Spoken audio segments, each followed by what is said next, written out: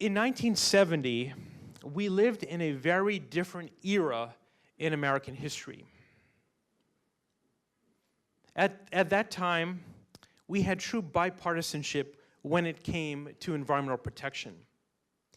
It remains a mind-blowing fact to me that when it came to the Clean Air Act, it passed with unanimous votes in the US Senate. And it passed with almost unanimous votes in the US House, just one dissenting vote in the entire US House. It's encapsulated by this kind of image of true camaraderie and true patriotism in America, where we put public interest above political party.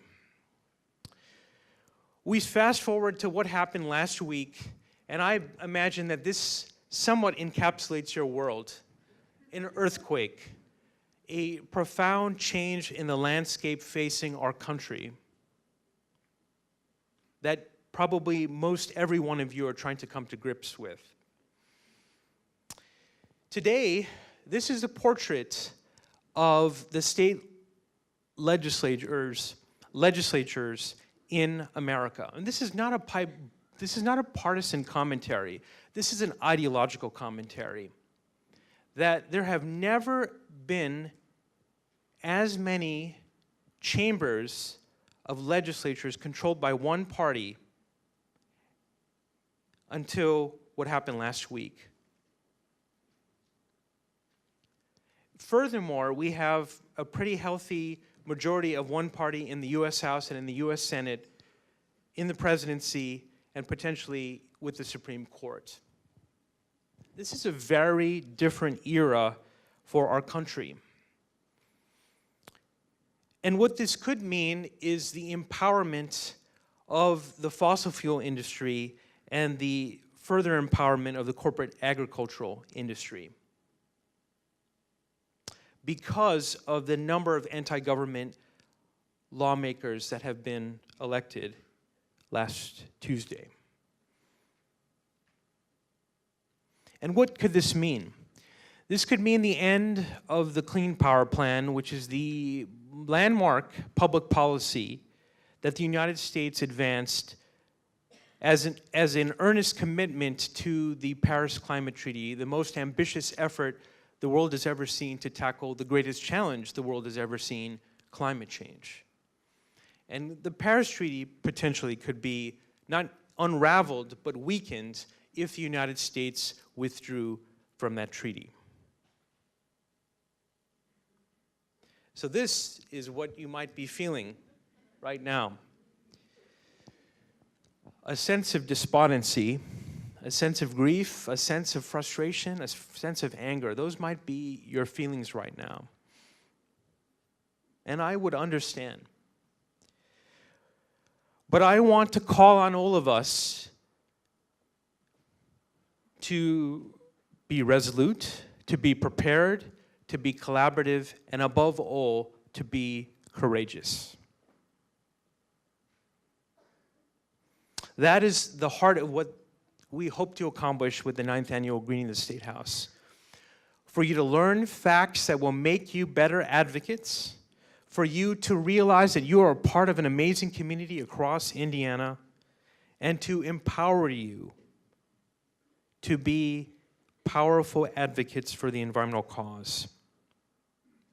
Against all odds, we achieved some really amazing victories over the last few years, encapsulated by this image. We defeated a bill that would have tied the hands of environmental policymakers this session. And the prior session, we defeated an effort to pass a constitutional amendment which would have tied the hands of both state and local policymakers when it came to protecting people from factory farm waste. And we also killed a bill that would have wrecked the solar industry.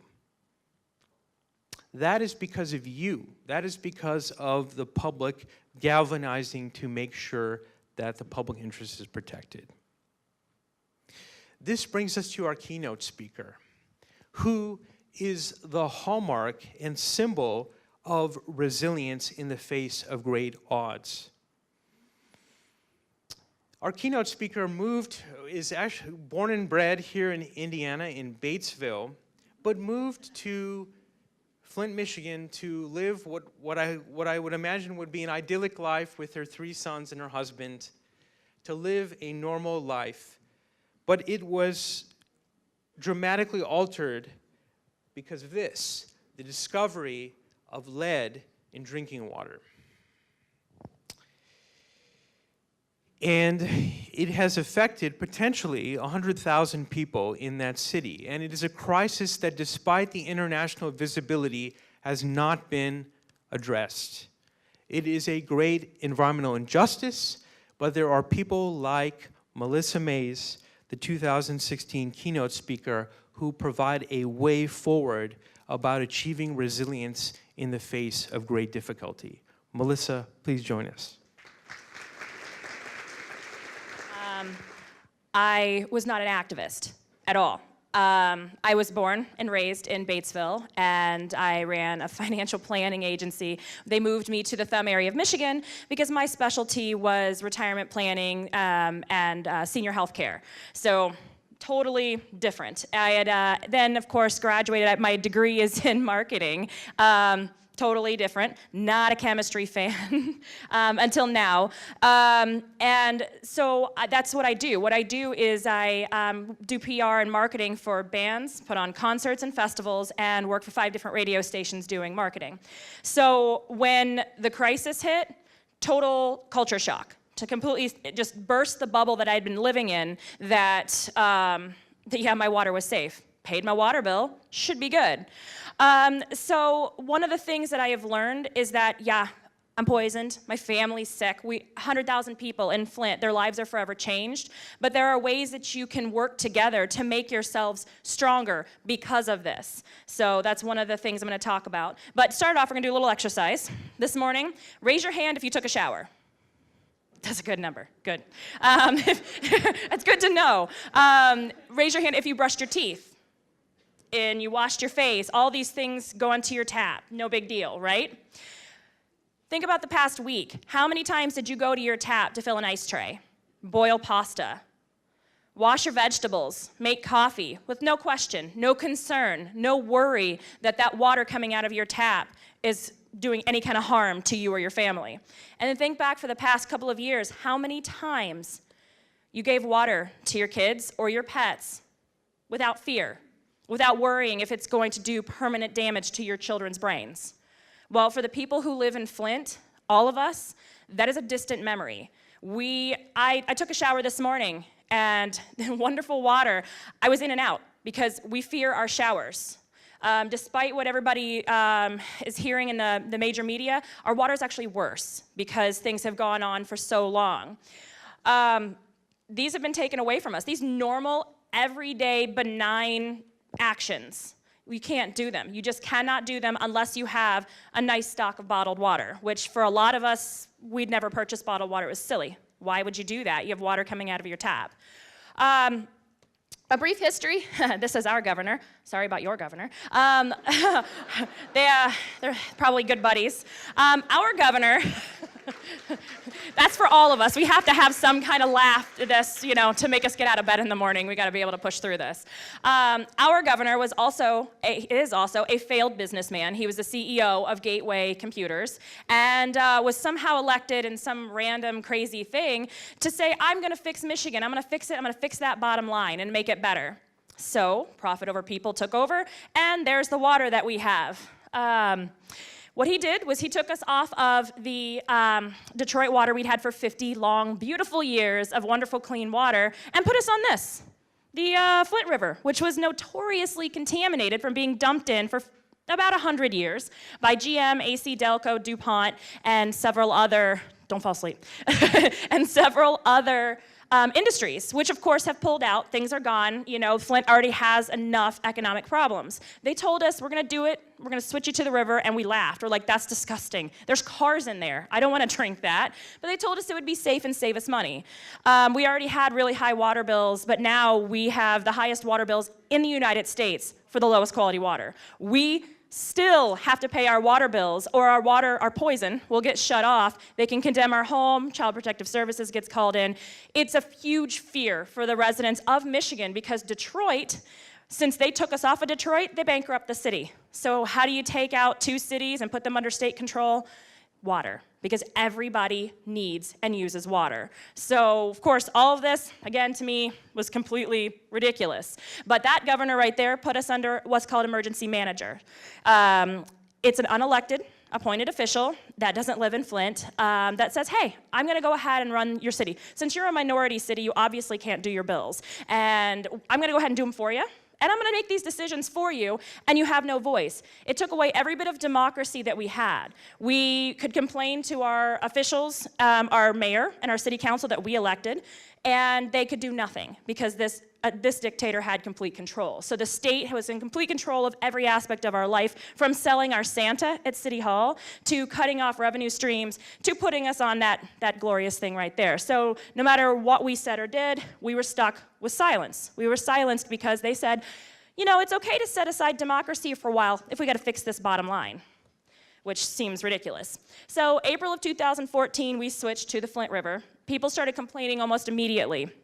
But at that time, I have 3 boys. My house is always a wreck. I have a husband that today was like the biggest baby. He's sick and, you know, he didn't feel good, so sad for him. But I had a life. I was also raising my 2-year-old niece at the time. I'm stressed. My hair is falling out. My muscles are hurting. I have rashes.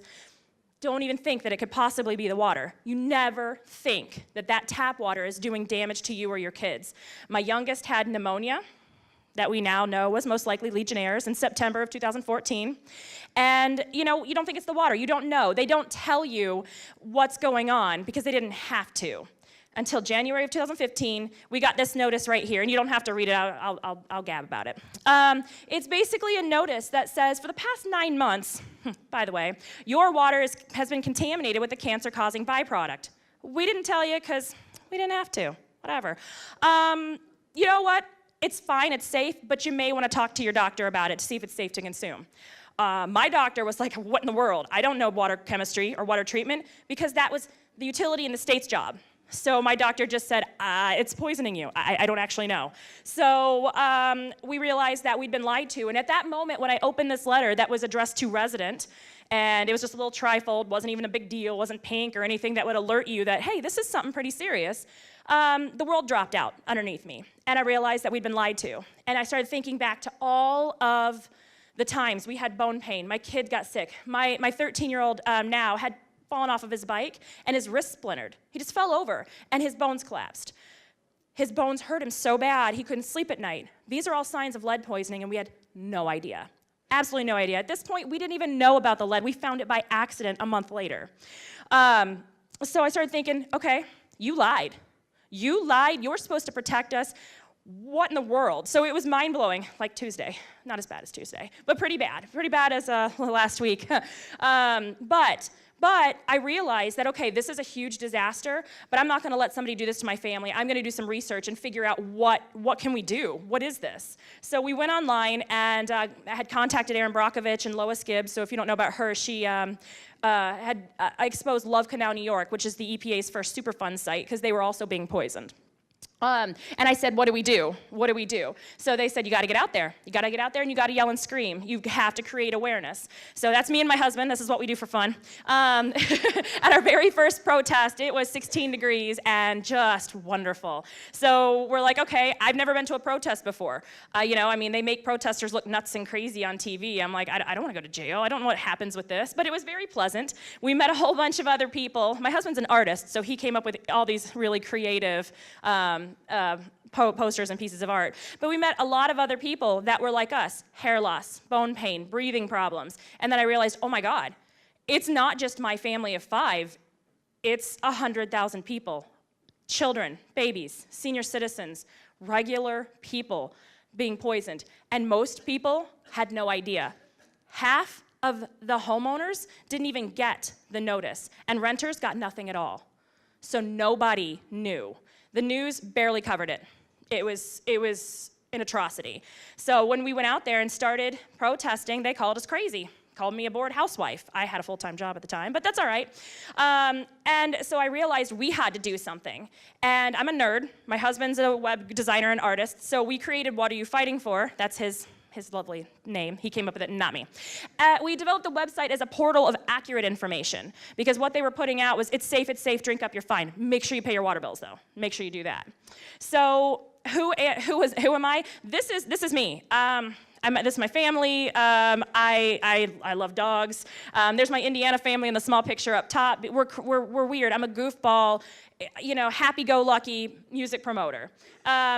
Where I came from, these are my concerts. There's a venue in Flint called the Machine Shop, and so we booked touring bands, and my life was awesome and fun.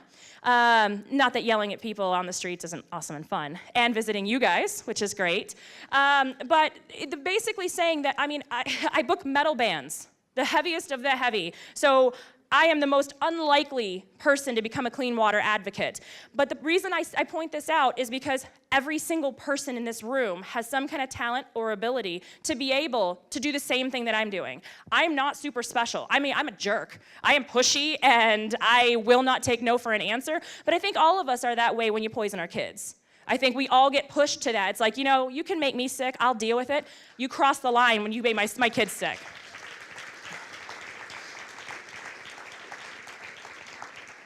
So the first thing that we did was protesting. This is a die-in that we had done to bring awareness to the fact that there were so many miscarriages and stillbirths and the worst of the worst that you can imagine going on because they didn't tell anybody. They waited 18 months to tell people that there was lead in the water. And then they didn't put anything out to anything but English. And we are a very diverse city. So they didn't put anything out in Spanish, Arabic, anything. We had Syrian refugees, 100 of them, come up to escape, to find a better life, to get poisoned because nothing was in their language and they didn't tell anybody. So most people, when there's a water problem, boil the water. That's just, everybody knows to do that, except in a metals situation. When you have heavy metals like lead and copper in the water, it condenses the metals and just makes it worse.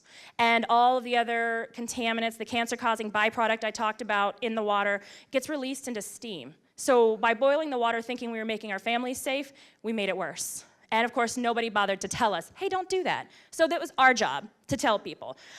So we started protesting. There's my kids with their signs.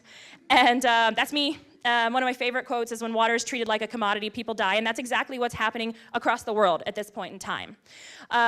And we try to make it interesting. We got the Detroit Light Brigade came up to help us with this. My kids find it very much fun. They find it fun to go hang door hangers to warn people about the water. For some reason, they have it in their little minds that it's like a vandalism type of thing. We're like, ha, we're hanging stuff on doors. I'm like, good, help me do the work. I won't tell you any different. So my sons that are total Minecraft and Lego kids are now my little activists. They just don't really know it. So we went door to door to tell people what the state was not telling us, because I felt it was our responsibility to do so, to help the most vulnerable, because we live in a city that is 41% at or below the poverty line. So many people don't have access to the internet, or they have the Obama phones that do not have a great search capacity, and unless you are looking specifically for Flint water quality, you don't see things pop up. And the local media wasn't covering much. They made us kind of look like we were crazy. Maybe true, but whatever. But we had science behind us. So it took every bit of effort to get out, to warn people, please stop drinking your water. Please buy bottled water. Please don't boil it. And let us know if we can help you. And so we did. We've been, that's my family now, by the way. That's what we do. We paired up with people like Jesse Jackson to have a huge march. That's my favorite governor picture up there with the horns. I love the creativity. And this is also one of my really good friends, Bruce. He created a head. He also has a Trump head he went around with as well. But yeah, I poisoned 100,000 people, and that's what I call relentless positive action, because that is our governor's slogan. So, and he knew about it. We all know about it, the release of the emails, and we just pushed. We pushed to make it as creative as possible. That's my friend Naira. We were not your lab rats. And we did everything we could to just put the images out there so people could see. This is one of our t-shirts. We put it on the Bobby Krim statue. He's like a founding member of Flint. So we climbed up there and did that, and we're like, yay for us. It was fun. So the biggest thing to do was to inform the residents, because an empowered and educated community is a strong one. It's one you can't mess with. So now we go door to door and we canvass because we still have to take care of our own. And every day we canvass and we talk to people. And I can walk into a home with a bunch of little 85-year-old women talking water chemistry, talking about the laws that have been broken. And that makes me so happy. I'm like, I've made you a jerk and an educated one.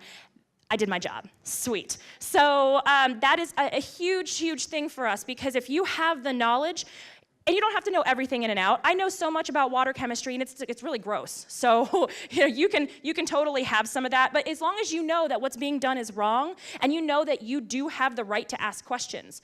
Your water treatment is extremely important. Your way of life is extremely important. So you need to be educated and aware, and you have to grasp this power, because what we keep finding is people are like, well, it's the government. I can't do anything about it.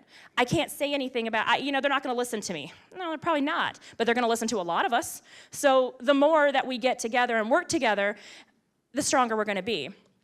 So we had people posting their photos. This is my bathtub. That's my purple toenails.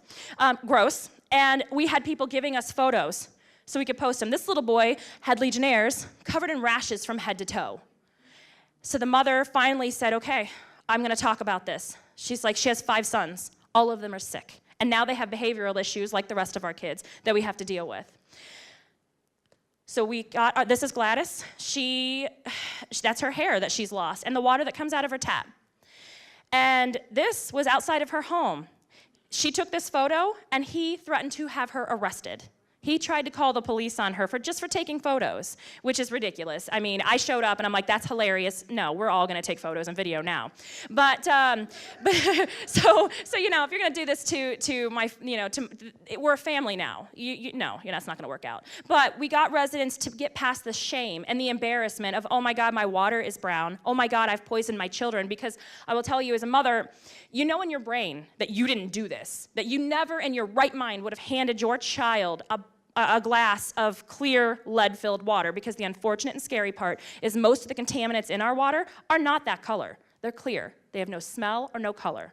So we didn't hand our kids, glasses of orange water and said, good luck. No, we handed them clean water that they told us and they promised us was safe, and had no idea that we were doing this. But in my heart, every time my kids have to go to a specialist, or every time they have to drop out of sports, or every time they have a pain and walk around like they're in their 90s, I feel guilty.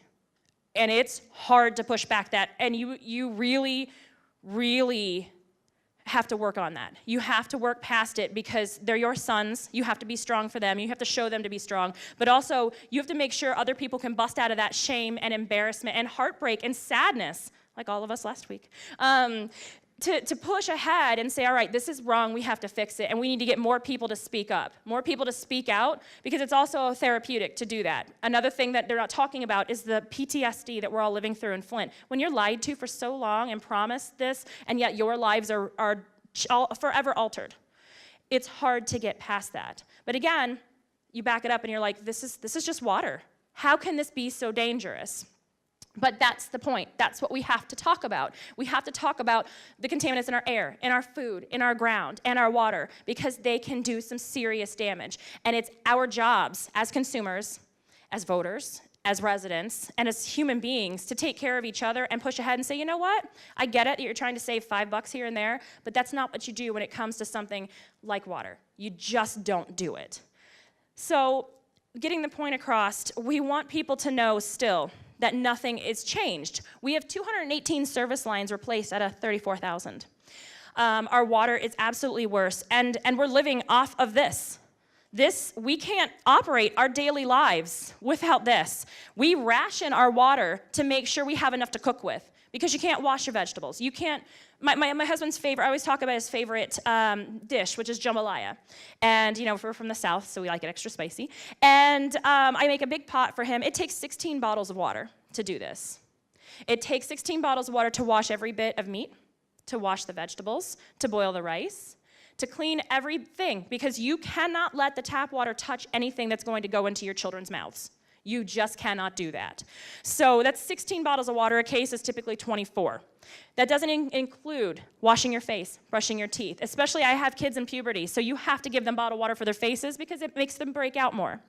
And then we have to make sure that there's bottles of water sitting in the bathroom, so when my kids get up in the middle of the night and want something to drink, they don't make the mistake of opening that tap like they had always done previously. So breaking those habits. I invite everybody to try it, just to avoid that tap at all costs. The only thing we use our water for now, with our $1,249 water bill, is running the dishwasher and taking very brief cold showers because steam is dangerous.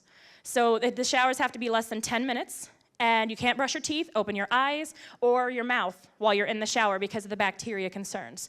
There's no filters that can help us with this. And it's absolutely terrifying that if somebody turns on the sink and it's over to the hot side to rinse a dish, that steam comes out. My kids duck it like bullets because we know that steam, inhalation and absorption through your skin, you get 2 times the exposure than if you drank 2 liters of the contaminated water. So our showers are literally gas chambers. I heard someone say that here in Indiana, I read up on it a little bit, you guys had changed some of your water treatment in January, and people had noticed a difference in smell and taste, and that there was a sweet smell.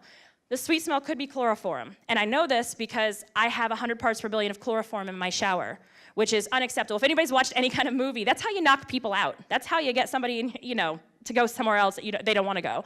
So we're taking gas chamber showers, which is why we have to keep the temperature down. Now, I have an autoimmune disorder that looks and acts like lupus. They can't put their finger on it because, metals aren't good for you. And I also have osteoarthritis. The lead has replaced the calcium in my bones. So the calcium bone spurs have built up from my neck all the way down my spine, my feet, my fingers. I'm 38 years old. Moving is not great anymore. So the last thing I want in the morning is a nice ice cold shower. But we have to do it. We have to do it because it's the only way to stay safe. And we're still being exposed. My hair, in one of the earlier pictures, I had dark brown hair, and it's bleaching out the color of my hair to a yellow shade. I guess lucky me. I don't know. I don't have to pay for having my hair done, I guess.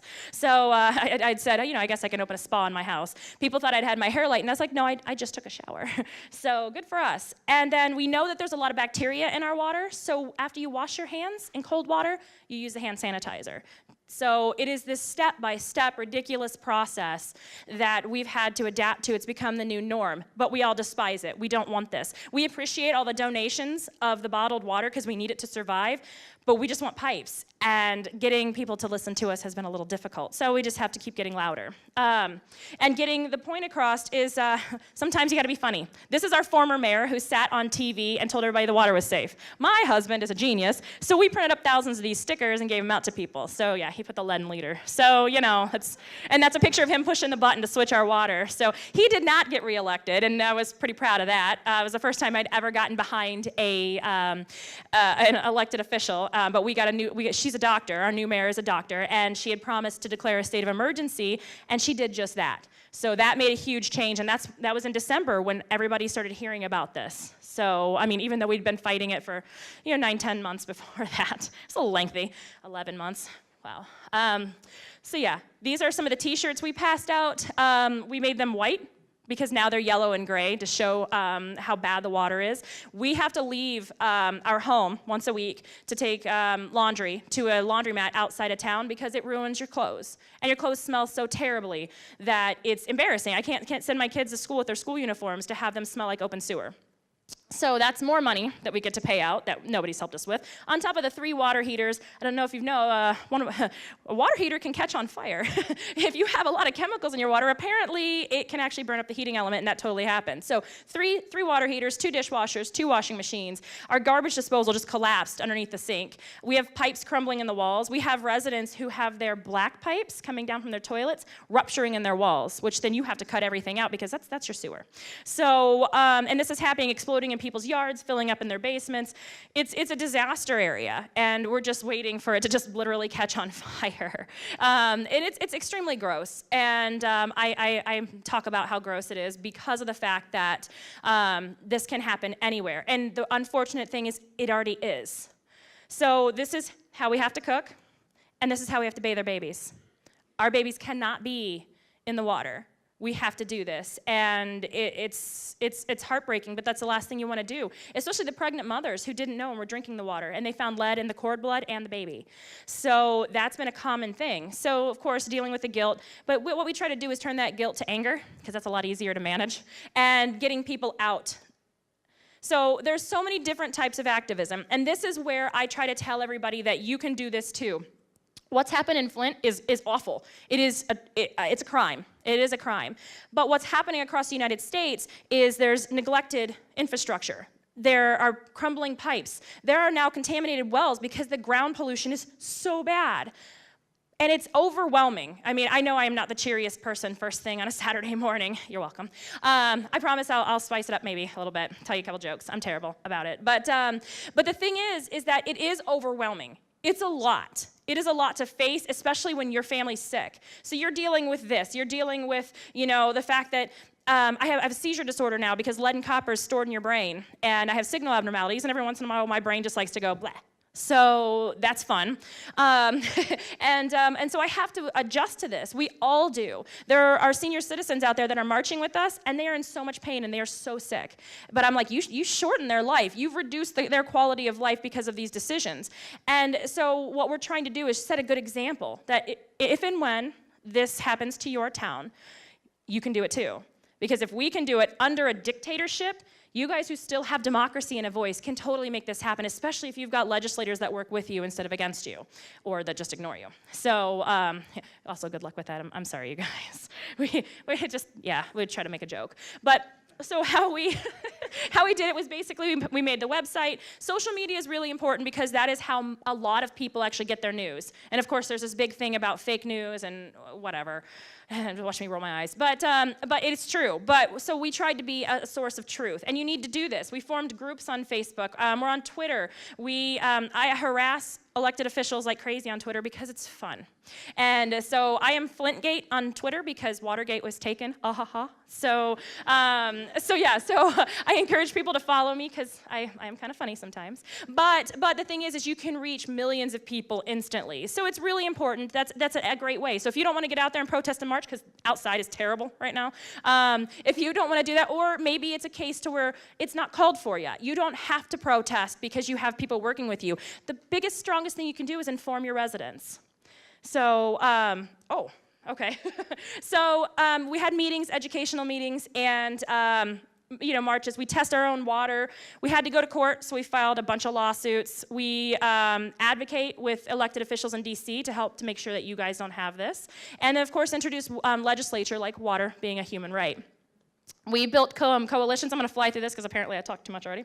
So coalition building is extremely important. So you get all the groups together and you become stronger. And so I've been in Providence and LA this week as well to try to make a national network. We formed with Detroit, and we work with people. We have Flint Rising in Flint, but we have demands that we basically want our infrastructure replaced, and we want holistic healing, and we don't want anybody else to become us. We don't want you guys to become us at all because we have to deal with E. coli, Legionnaires, we had 12 people die from that, Shigella outbreak, chloroform, and carcinogenic byproducts. So these are all things that can go wrong along with lead.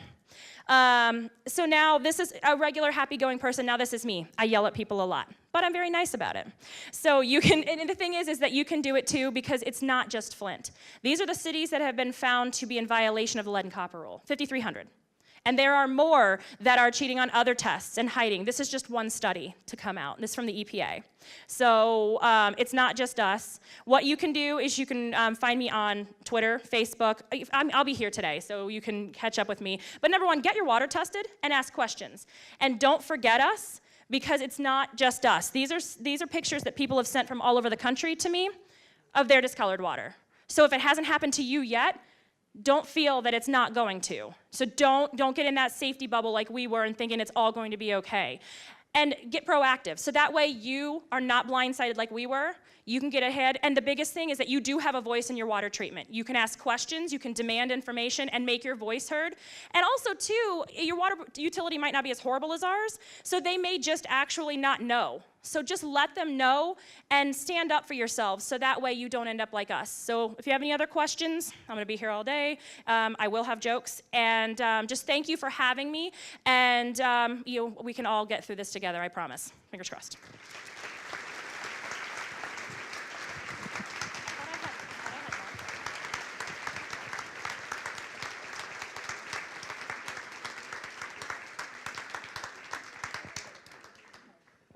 Great. Thank you very much, Melissa. Gosh, I mean, just the amount of distress you face puts a really powerful story about the fact that even if we are in the 21st century and we see ourselves as the most advanced country in the world, here we are. There are communities across America that are in great distress, and we really appreciate your bravery and your resilience. So, thank you. We're going to take a few minutes to get questions from the audience, so please make sure that you're writing them down on those index cards, flagging yourself so that we can have volunteers come up and bring those questions forward. And we're going to have to make some adjustments to our schedule to stay on track. So we're going to take questions for about 10 minutes, then we're going to announce our first award winner, and then we're going to go immediately to the next panel so that we stay on track. So as those questions come up, one immediate question for you, Melissa, is this question of, you've showed us so many different techniques to raise awareness and to raise alarm about the genuine pain and suffering that people in Flint are facing. Some really powerful marketing, I suppose. How do you strike the balance between being emotive so that you get the attention of the media and get the attention of citizens while staying grounded in science that allows you to maintain your credibility?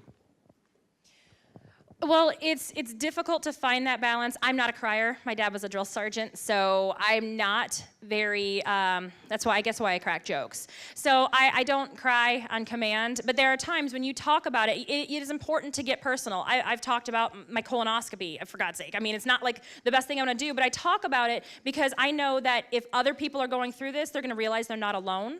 And so I have no problem talking about the personal issues that have happened, but also following it up with science, because you would think, and in most cases, they can't fight back against science, except in certain situations. So you have to just shove it down their throat, basically. But then you follow it up with, okay, here's the here's the facts, here's the statistics, and also here's the human impact. And that, I think, is extremely strong. They're both extremely important, and you just have to put a balance to it. Yes, here's the science, here's what's happened, but this is what it's doing to people.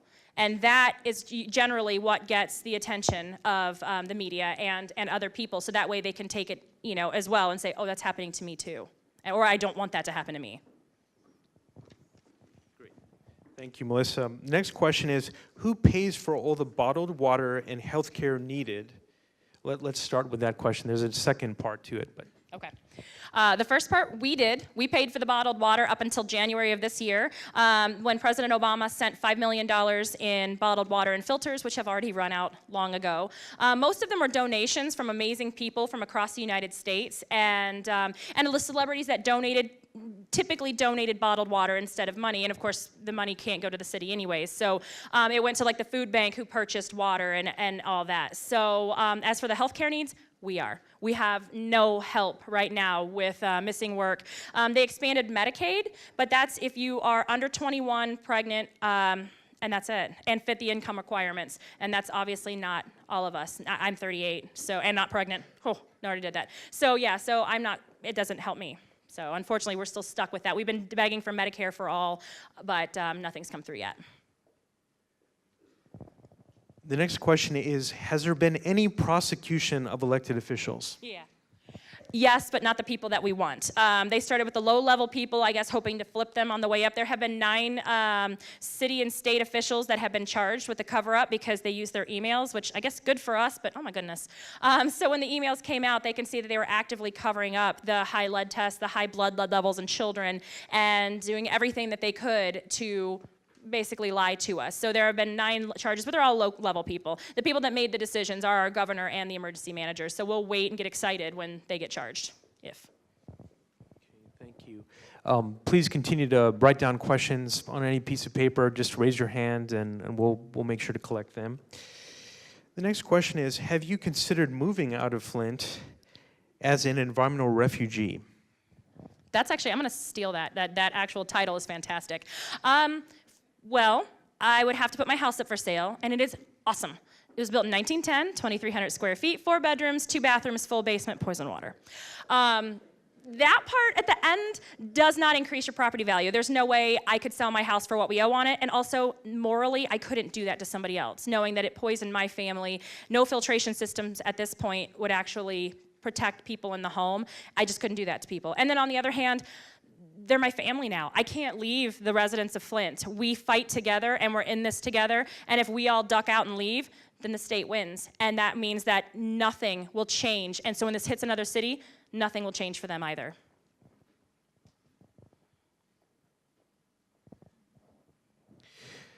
How do you know that bottled water is safe? We don't. There is one person in the FDA that's over all of the billions of bottles of water every day, and we don't want this. We don't want this because we know that companies like Nestle are draining people dry, stealing the water. They actually just got an increased permit to take 400 million gallons per day more out of the Great Lakes to sell back to us. It's just ridiculous. And then, of course, where the PET, the plastic, is made in Corpus Christi, it's poisoning those people. And of course, there's no regulations on this, so we don't. We just have to make that judgment call and try to read the labels and try to do the research as best as possible. But when it's a donation, you just take what you can get so you can, function, sort of. A lot of the questions have been focused on just feeling your pain, if I could steal that phrase, regarding the emotional and physical and financial distress that you and your family have faced. Boiling it down, what would be the top 2 solutions that you would want to see advanced to tackle specifically the Flint water crisis? Well, the first thing is the infrastructure needs to be replaced completely. They've damaged it, they've destroyed it. The longer they wait, it doesn't heal itself. It doesn't get better. It's just going to keep crumbling and making us even more ill. So that's number one. That has to be done. And we need health care for everybody who has gone through this. The universities, we have 5 different colleges. We have tourism Flint's not a big, huge wasteland. There's awesome stuff there. And so anybody that's come through needs to be checked and need to be taken care of. So that needs to happen so we can actually move forward and begin to heal.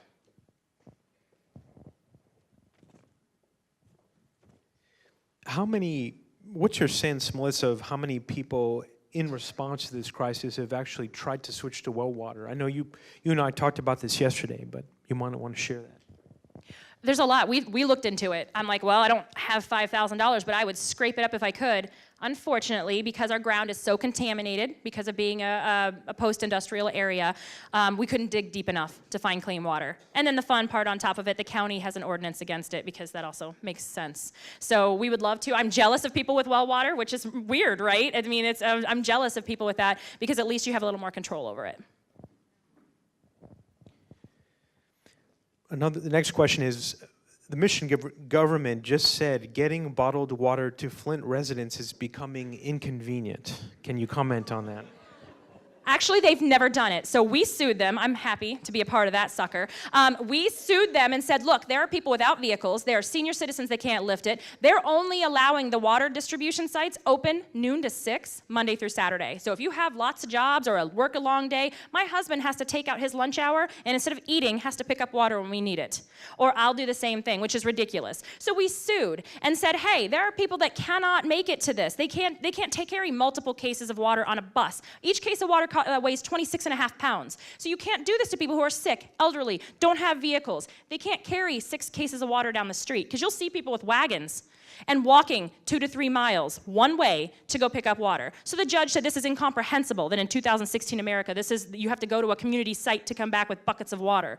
And the federal judge told him, you have to do it. So then, of course, while I'm on the road, I get a call from my attorneys saying, well, guess what? They filed an appeal. Shocking, because obviously they haven't learned anything and really don't care about us. So apparently, it's inconvenient and too expensive. Well, perhaps you should have done the right thing in the first place. Like we tell our kids, do the right thing at first and it won't cost you much. Yeah, so basically I had to go on and talk like a mother to a 4-year-old child that is our governor. Sassy. We only have a couple more minutes left for questions, so if anyone has any urgent questions, please raise your hand and someone will collect them. The next question is the Centers for Disease Control involved? So your state is in control. The federal government can't just march on in and do what they want to do. The CDC was only welcomed in April of this year, even though we're 2.5 years into this disaster. They came in and all they were allowed to do was a survey. And the survey found that, guess what? There are mental health issues, there are physical health issues, rashes, hair loss, all the things they said weren't happening. The CDC found this in a survey. We want them to do an epidemiological study, but guess what? The state's in control of that, and they say no, because that means we're guilty. We only have about a minute or so, Melissa. What, if you could just summarize, what has the EPA done to this point?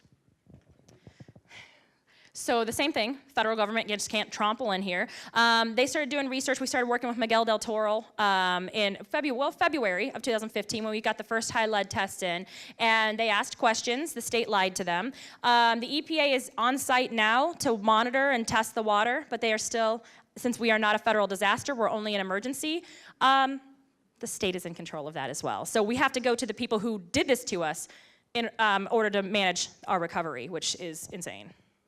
And that's why we are still in this 2.5 years later with very little progress. Don't move to Michigan. Stay where you're at. Final question, and I guess final call as well, is how has the cost to repair and replace the water infrastructure in Flint, Michigan been determined? Professor Mark Edwards from Virginia Tech estimated by the size and the damage at $1.5 billion.